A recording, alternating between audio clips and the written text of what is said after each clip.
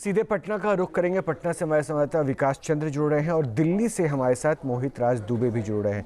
तो सबसे पहले विकास जी आपका रुख करूंगा, क्या हलचल, मतलब अब ठीक है बैठकों का दौर चल रहा है, बैठक में ये भी चर्चा हो रही है कि आगे की रणनीति क्या होगी, लेकिन सबसे पहले मैं उस उत्साह को समझना चाहूंगा जो आपने महसूस किया इस जीत के बाद।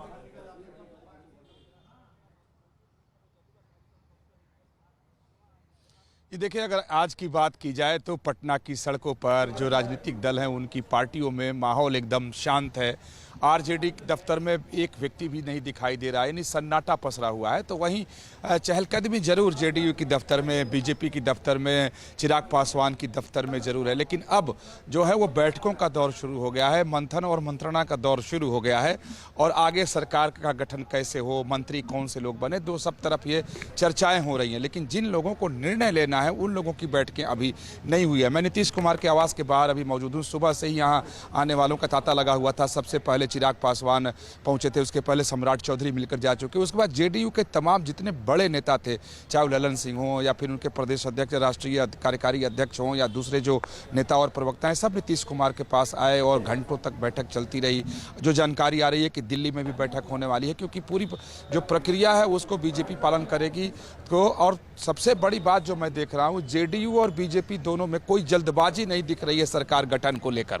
कि जिस तरीके से आपको याद होगा कि तेजस्वी ने घोषणा किया था कि 18 तारीख को हम शपथ ले लेंगे, उस तरह की कोई जल्दबाजी बीजेपी में नहीं दिखाई दे रही है। बीजेपी के नेता कह रहे हैं कि सब कुछ ठीक ठाक है, सामान्य है, सरकार वहां पर है, सिर्फ शपथ होना है, तो अब ठीक ढंग से सब कुछ होगा।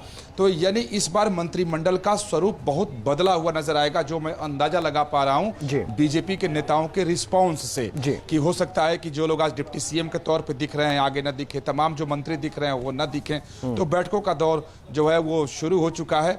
और हालांकि अभी तक ये जानकारी नहीं दी गई है कि कब तक नीतीश कुमार शपथ ले लेंगे। चूंकि ये नीतीश कुमार का आवास है, दर्शकों को दिखाता हूं, और ठीक इस सड़क को क्रॉस करें तो अमूमन 40 फीट की सड़क अगर मान लें तो सामने एक राजभवन है। देखिए वो राजभवन का गेट दिखाई दे रहा है। बहुत दूर नीतीश कुमार जी को नहीं जाना है, कई बार तो खुद पैदल चले गए हुए हैं यहाँ से टहलते हुए राजभवन। तो राजभवन की दूरी नहीं है, लेकिन हाँ वो राजभवन कब जाएंगे, राजभवन कब शपथ ग्रहण समारोह के लिए पूरी व्यवस्था कराएगा, इसको लेकर के सस्पेंस अभी बरकरार है। विकास जी मैं आऊंगा फिर अभी आपके पास। एक बार देखिए, अब तो ये सस्पेंस बरकरार है कि कब वो राजभवन की तरफ जाएंगे जहां पर शपथ लेंगे, तारीख का ऐलान कब होगा। लेकिन मोहित राज दुबे के पास चलूं, क्योंकि इस नतीजों ने कांग्रेस को आत्ममंथन करने से ज्यादा इस मोड पे ला दिया है कि वो इस हार के लिए किसी को जिम्मेदार ठहरा दे। क्या लगता है कि कांग्रेस का ये मंथन कारगर होगा और आगे की क्या रणनीति पर विचार की जा रही है कांग्रेस की तरफ से? मोहित, देखिए रोहित, हार का ठिकरा फोड़ने से अब काम नहीं चलने वाला काम इससे है कि आप आत्ममंथन के साथ साथ जमीनी स्तर पे पार्टी को आप कैसे मजबूत करते हैं। राहुल गांधी ने 1400 किलोमीटर की यात्रा की थी एसआईआर के खिलाफ, और वो कहते रहे थे कि वोट कट रहे हैं। वोट कटने के मुद्दे पर उन्होंने जो है यात्रा तो की, मोमेंटम तो बनाया, लेकिन वो मोमेंटम जो है चुनाव तक नहीं रह पाया, मतदान तक नहीं रह पाया। लिहाजा 35 सीटों पर महागठबंधन जो है आकर रुका, और वही दूसरी ओर जो है 202 सीटों पर जो है एनडीए काबिज हो गई।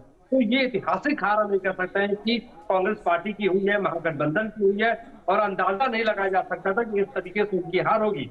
हालांकि अगर हम वोट शेयर की बात करें तो 23% जो है आरजेडी को मिला है, 8.25 के आसपास जो है कांग्रेस को मिला है। तो ज्यादा वोट शेयर का अंतर नहीं है, लेकिन नहीं, मुझे लगता है कि मोहित इस गणित में भी बहुत सारे पहलू हैं जिसको नजरअंदाज नहीं करना चाहिए।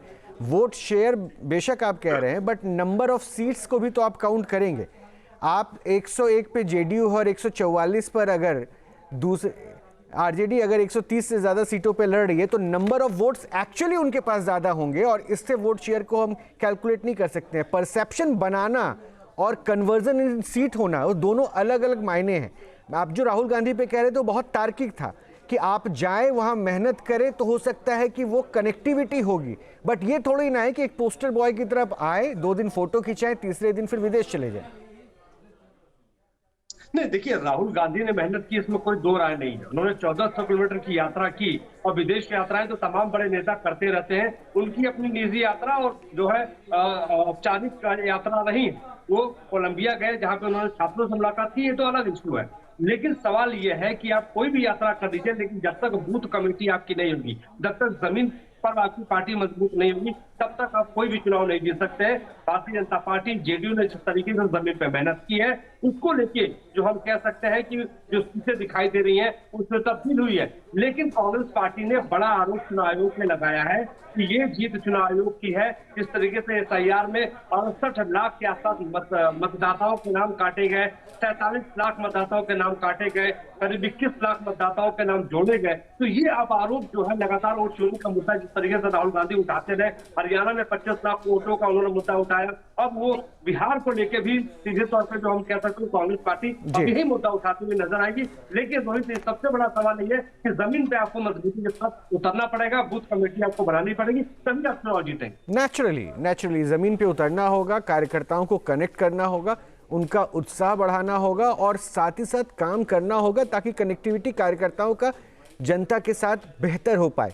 ये ज़रूरी है और कम से कम एक राष्ट्रीय दल के लिए तो ये बहुत ज़्यादा ज़रूरी हो जाता है जो देश की इतनी पुरानी राष्ट्रीय दल है। लेकिन दूसरी तरफ शायद विकास इस बात को बेहतर महसूस कर पाएंगे। इस कनेक्टिविटी के मामले में एनडीए ज़्यादा बेहतर कार्य करती हुई दिखी और इसलिए शायद मैंने मोहित को वहाँ पर रोका भी था कि वोट परसेंटेज से अगर तुलना करें तो शायद ये अभी बैलेंस नहीं लग रहा मुझे, क्योंकि नंबर ऑफ सीट बीजेपी और जेडीयू कंपैरेटिवली आरजेडी के कम पे लड़ती है।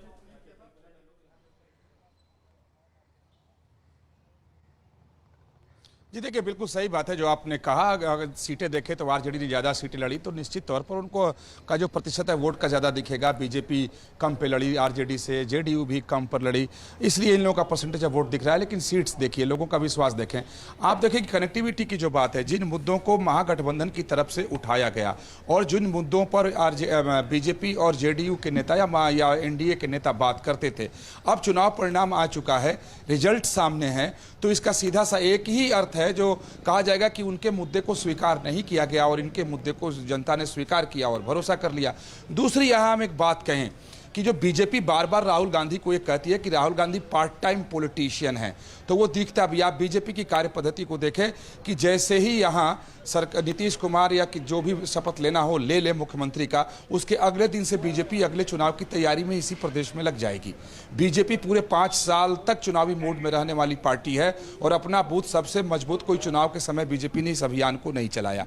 और बीजेपी जिस तरीके से काम कर रही थी, तो सबसे बड़ी बात यह है कि बीजेपी काम कर रही थी तो जो सहयोगी दल हैं उनके लिए भी कर रही थी और उनसे करवा रही थी।